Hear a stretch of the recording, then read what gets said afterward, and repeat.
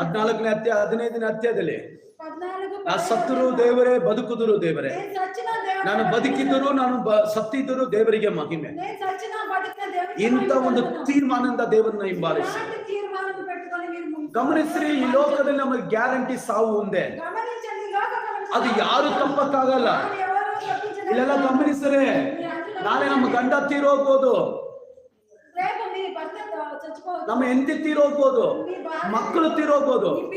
ದೇವರನ್ನ ಬಿಡಬಾರದು. ಸಾವು ಖಚಿತ, ಹುಟ್ಟು ಉಚಿತ, ಸಾವು ಖಚಿತ. ನಾವು ವಿಗ್ರಹಗಳನ್ನು ಹಿಂಬಾಲಿಸಬಾರದು. ಫೋನಲ್ಲಿ, ಮನೆಯಲ್ಲಿ, ಮನಸ್ಸಲ್ಲಿ, ಜೀವನದಲ್ಲಿ ವಿಗ್ರಹಗಳು ಬರಬಾರದು. ವಿಗ್ರಹಗಳು ಬರಬಾರದು. ಇವತ್ತು ಅನೇಕರು ಆಡಿಯೋ ವರ್ಷಿಪ್ ಮಾಡ್ತಾ ಇದ್ದಾರೆ, ಅನೇಕರು ವಿಗ್ರಹಗಳನ್ನು ಆರಾಧಿಸ್ತಾರೆ. ಕೆಲವರು